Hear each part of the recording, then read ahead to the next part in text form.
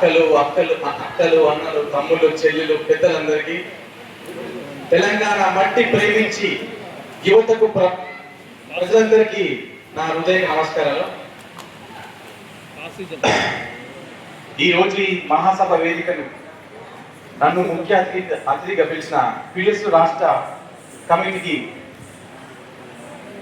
రాష్ట్ర తెలంగాణ రాష్ట్ర కమిటీకి నా హృదయపూర్వక ధన్యవాదాలు. I'm from Maharashtra. My mother tongue is Marathi. నాకు తెలుగులో ఏమైనా దొరికితే కనుక క్షమించండి. ఒక్క 2 నిమిషాల్లో ముగిస్తాను. చిన్న అంశం, ఒక్కసారిగా నాతో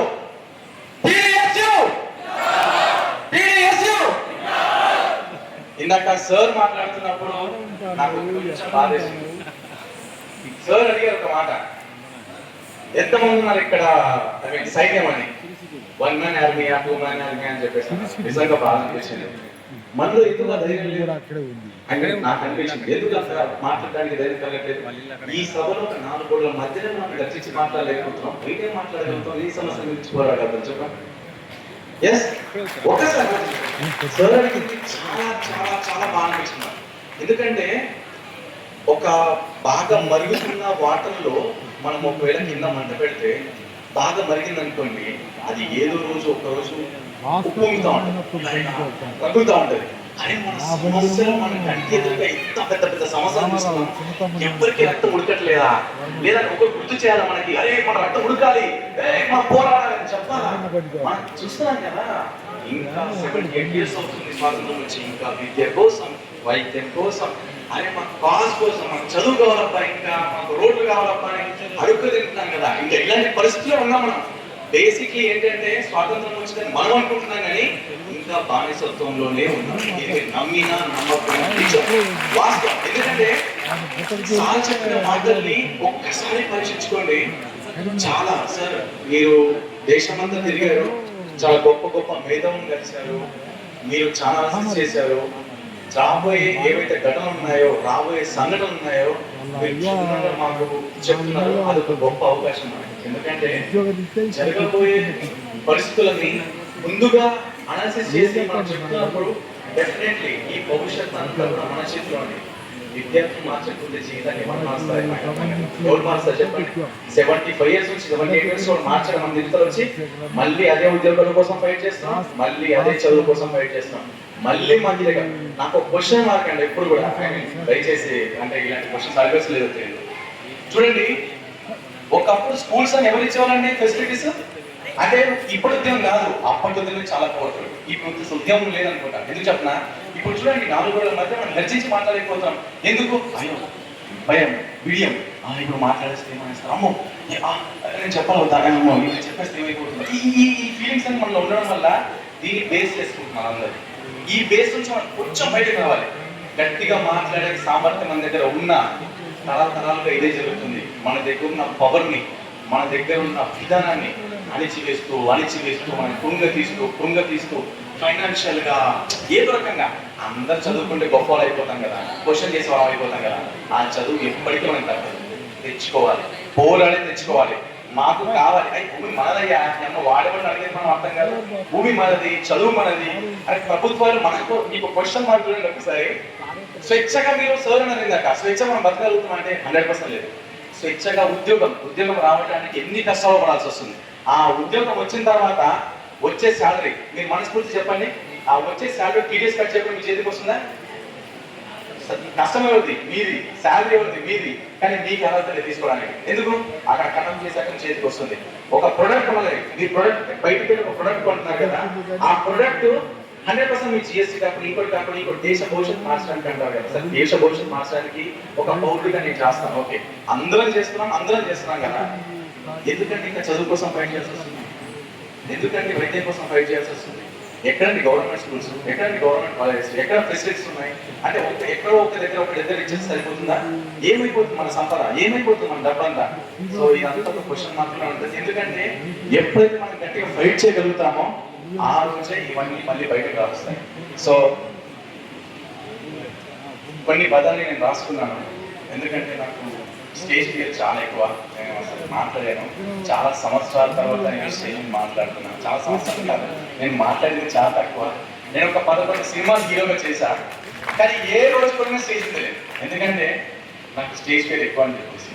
సో నేను కొన్ని పదాలు రాసుకున్నాను, అవి మళ్ళీ గుర్తు చేస్తాను. గుర్తు చేశాక సార్ మాట్లాడిన విషయాలు కొన్ని నిజంగా చర్చ చేయాల్సిన అవసరం ఉంది. ఎందుకంటే ఆయన భాషను చెప్పారు, ఆ భావం మనకు అర్థమైతే ప్రతి ఒక్క సైన్యం అన్నారు కదా, ఇక్కడే మొదలవుతుంది. ఆ సైన్యం ఇక్కడే స్టార్ట్ అవుతుంది. ఆ సైన్యం మీ గుండెలోనే మొదలవుతుంది. అది నేను అంటే నేను ఇక్కడ మాట్లాడుతున్న మాట వింటున్నప్పుడు నాకే రక్తం ఉడికిపోయింది. అరే నేను ఆ సైన్యంలో ఉండలేకపోయాను, నేను ఉన్నాను సైన్యంలో, నేను కూడా ఒక భాగస్వామి సైన్యంలో. అది మళ్ళీ మీకు గుర్తు చేస్తాను. కామ్రేడ్స్, విద్యార్థి అంటే నిశ్శబ్దం కాదు, అది ఒక తుఫాన్. మిత్రులారా, ఈ దేశంలో ఒక అబద్ధం బాగా ప్రచారం జరుగుతుంది. విద్యార్థులు చదువుకోవాలి, బుద్ధిమానం చేయొద్దని. చేయకుండా అవుతారా మీరు? ఆపగలుగుతారు ఎవరైనా? ఒకసారి మీరే పరిశీలించుకోండి. నేను ఈ వేదిక నుంచి గట్టిగా మీకు చెప్తున్న ఒక మాట, విద్యార్థి చదువుతాడు, ఖచ్చితంగా చదువుతాడు, అలాగే ప్రశ్నిస్తాడు. ప్రశ్నిస్తారా మీరు? మీ నోటితో చెప్పాలి, నా కాన్ఫిడెన్స్ రావట్లా, అది ఆ ప్రశ్న నాకు కావాలి. అవసరమైతే పోరాడతాడు. దేనిపైన? వారికి కావాల్సిన అవసరాల పైన. ఎందుకంటే ఈ దేశంలో మార్పు తెచ్చింది యువత, విద్యార్థులే. భవిష్యత్ అంతా మందయ్యా, ఎవరో తెచ్చేది లేదు. ముసలు అయిపోయారు, అలా పనంతా అయిపోయింది. ఎవరో కష్టపడి ఎవరో చేతిలో పెడితే యాలి ఇంకా పాలిస్తూనే ఉన్నారు. ఇంకా మన చేతికి రావాలి, తెచ్చుకోవాలి ఖచ్చితంగా. పీడిఎస్ అంటే భయం కాదు, భయపడే వాళ్ళ కోసం కాదు. పీడిఎస్ అంటే సేఫ్ గా ఉండే ఒక సంఘం కాదు, సౌకర్యంగా ఉండే సంఘం అసలే కాదు. పీడిఎస్ అంటే ప్రభుత్వానికి అసౌకర్యం, అన్యాయానికి ప్రమాదం, వ్యవస్థకి ఒక ప్రశ్న.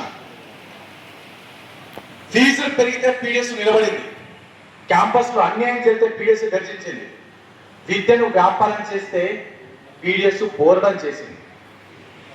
విద్య అమ్మే వస్తువు కాదు, అది మనకు రాజ్యాంగం కల్పించిన ఒక హక్కు అని మళ్ళీ మళ్ళీ పదే గుర్తు చేస్తూ వచ్చింది. ఈ రోజు ఒక పేదవాడు కొడుకు డిగ్రీ చదవాలంటే అంటే ఆ కోరిక, చదవాలనే కోరిక కూడా ఒక పెద్ద నిజం అయిపోయింది. ఎందుకంటే అది గుర్తుపెట్టుకోండి, విద్య ఎవరు పెట్టిన భిక్ష కాదు, అది రాజ్యాంగం మనకి ఇచ్చిన గొప్ప హక్కు. ఈ హక్కును ఎవరైనా తాకితే మీరు చేయాల్సింది, మీరు మౌనం వహిస్తే అది నేరం అవుతుంది, వారిపై పోరాటం చేస్తే అదే ధర్మం అవుతుంది. నేను సినిమా మనిషినే, కానీ నా మాటలు ప్రజలవి, సినిమా వాడి కాదు. మిత్రులారా, నేను సినిమాలో కథలు చెప్తాను, కానీ నిజ జీవితంలో అబద్ధం మాత్రం చెప్పను. నా కథ ఎప్పుడు పేదవాడి పైనే ఉంటుంది, అనగారిన వర్గాల వైపే నిలబడుతుంది. విద్యార్థి పోరాటాలకు నా సినిమా ఒక ఆయుధం అవ్వబోతుంది. కళ తటస్థంగా ఉండకూడదు. ఎందుకు చెప్పరా? కళ తటస్థంగా ఉండకూడదు, కళ ప్రజల పక్షాన ఉండాలి. నేను చేయబోయే సినిమాలు, చేస్తున్న సినిమాలు ప్రతిదీ కూడా ప్రజల కోసమే చేస్తాను. ప్రశ్న అడగడమే దేశద్రోహం. ప్రశ్న అడగడం దేశద్రోహమా? ప్రశ్న అడగడం దేశద్రోహమా? చెప్పండి. ప్రశ్న అడగడం దేశద్రోహం కాదు. ఈ రోజు ప్రశ్న అడిగితే దేశద్రోహం అంటున్నారు, ఎలాంటి విషయాలపైన. కానీ చరిత్ర ఏం చెప్తుందో తెలుసా మిత్రులారా? ప్రశ్నించని ఏ దేశమైనా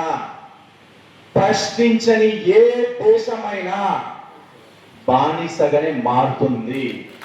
ఆ బానిసత్వంలో మీరు బతకాలనుకుంటున్నారా, ఎదిరించి ఆ దేశాన్ని మీరు కైవసం చేసుకోవాలనుకుంటున్నారా? అది మీ విషయం. ఎందుకంటే నేను మీకు చెప్తున్నా, చివరిసారిగా నాలుగే చెప్తాను మీకు. ప్రశ్నించండి, భయపడకండి, నిలబడండి. అవసరమైతే పోరాటాన్ని ఇంకా గట్టిగా కొనసాగించండి. పోరాడితే పోయేదేముంది, బానిస సంఖ్యలు తప్ప. ఈ విషయాలు నేను చాలా సందర్భాల్లో చెప్పాలనుకున్నా, కానీ ఒకటి మాత్రం చెప్తున్నాను, యుద్ధం చాలా రకాలుగా చేయొచ్చు. గన్నులు పట్టుకొని అడుగులో చేయొచ్చు, బుక్కు పట్టుకొని ఒక గొప్ప వ్యవస్థలో ఒక గొప్ప స్థాయికి వెళ్ళి ఏదైనా చేయొచ్చు, సినిమా తీసి కూడా చేయొచ్చు. నా దగ్గర ఉన్న పవర్ఫుల్ వెపన్ ఈరోజు నా సినిమా. నాకు ఇచ్చిన కలం నేను ఈరోజు ఆయుధంగా మారుస్తున్నాను. సమాజంలో జరుగుతున్న విధి విధానాల్ని, సమాజంలో జరుగుతున్న తప్పుల్ని చాలాసార్లు క్వశ్చన్ చేయాలనుకున్నాను. కానీ నా క్వశ్చన్ ఎప్పుడు కనిపిస్తుంది, నేను ఒక గొప్పవాడిగా మారినప్పుడే కనిపిస్తుంది. అప్పటి వరకు నా మాటలు కానీ, నా క్వశ్చనింగ్ కానీ నా నాలుగుల మధ్య ఉంటుంది. సో ఆ రోజు రావాలనుకున్నాను. నాకు ఈరోజు నేను ఈ సమాజంలో జరుగుతున్న పరిస్థితులన్నింటినీ కూడా ఒక గొప్ప నాయకుడి కథతో ఈ ప్రపంచానికి పరిచయం చేయాలనుకున్నాను. ఒక 4 సంవత్సరాలు నిరీక్షణ తర్వాత ఒక గొప్ప, నేను అనుకునే సరిపోదు, దాన్ని అందరూ అనుకోవాలి. ఈరోజు సూపర్ స్టార్ శివరాజ్ కుమార్ గారు కూడా ఆ విధంగా అనుకున్నారు. సమాజానికి నా వైపు నుంచి కాంట్రిబ్యూషన్ ఏదో చేయాలనుకున్నాను. మా నాన్నగారు, మా కుటుంబం అందరూ ప్రజల కోసం నిలబడ్డారు. ఎందుకు సమాజానికి సంబంధించిన సినిమా నేను చేయలేకపోయాను అన్న బాధ ఆయన ఎప్పటి నుంచో ఉండిందంట. సో చూడండి ఎలాంటిదో ఆ కథ ఆయన దగ్గరికి వెళ్ళింది, ఆయన ఒప్పుకున్నారు. ఈరోజు దేశమంతా మాట్లాడుతుంది. సో ఐఎమ్ వెరీ హ్యాపీ ఈరోజు ఈ సభకి నన్ను పిలిచినందుకు.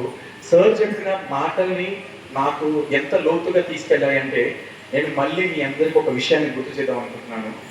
78 years నుంచి మనం పడుతున్న స్ట్రగుల్స్ని మళ్ళీ నేను గుర్తు చేయాల్సిన అవసరం లేదు. ఇప్పుడు మీ ఇంటికి వెళ్ళిన తర్వాత కూడా ఆ స్ట్రగుల్స్ని మళ్ళీ ఫేస్ చేయాల్సిన విషయం నాకు తెలుసు, మన అందరికి తెలిసిన విషయం. గుర్తుపెట్టుకోండి, మన దేశ భవిష్యత్తు ఎవ్వరూ మార్చరు, మనమే మార్చుకోవాలి. ఆంగ్లేయులు అయిపోయారు, నిజామ్స్ వచ్చారు, ఇంకొకరు వచ్చారు, భూస్వాములు, దొరలు, ఈ రోజు రాజకీయ నాయకులు పాలిస్తున్నారు. అంతే, అందుకు తేడా ఏం లేదు. కానీ గుర్తుపెట్టుకోండి కామ్రేడ్స్, గొప్ప గొప్ప డాక్టర్స్ వస్తే దేశం మారదు, గొప్ప గొప్ప ఇంజనీర్స్ వస్తే దేశం మారదు, గొప్ప గొప్ప సైంటిస్టులు వస్తే దేశం మారదు. అది నా ఉద్దేశం మాత్రమే. గొప్ప గొప్ప బిజినెస్ మ్యాన్స్, గొప్ప గొప్ప వ్యాపారవేత్తలు, గొప్ప గొప్ప అందరూ వచ్చిన, ఎంతమంది వచ్చినా గొప్ప దేశం మారదు. దేశం మీద అంతా ఎవరి కింద పనిచేస్తుంది? ఈ గొప్ప వాళ్ళంతా ఎవరి కింద పనిచేస్తారు? పొలిటీషియన్స్ కింద పనిచేస్తారు. ఆ మూలం అక్కడి నుంచి మొదలైంది. ఆ మూలాన్ని కదిలించండి, ఆ మూలాన్ని మనం కైవసం చేసుకోవాలి. ఇప్పుడున్న యువత కనుక కైవసం చేసుకుంటేనే అప్పుడే మార్పు మొదలవుతుంది. అప్పటి నుంచే మనం మార్పును చూస్తాం. ఇది 100 years కాదు, ఇంకో 200 years అయినా నా మాటలు ఇక్కడ ఉండిపోతాయేమో. చూడండి, ఇదే జరుగుతుంది. వ్యవస్థలో ఎప్పుడైతే మనం మార్పు తీసుకురావాలనుకుంటామో, ఆ గద్దె మీద మనం కూర్చోగలిగితేనే వ్యవస్థలో గొప్ప మార్పును తీసుకురాగలుగుతాం అనేది నా ఉద్దేశం. అండ్ ఇంత విలువైన సమయాన్ని నాకు ఇచ్చినందుకు తెలంగాణ రాష్ట్ర PDSU సంఘానికి అండ్ ఇక్కడ ఉన్న పెద్దలందరికీ పేరు పేరున ధన్యవాదాలు చెప్తున్నాను.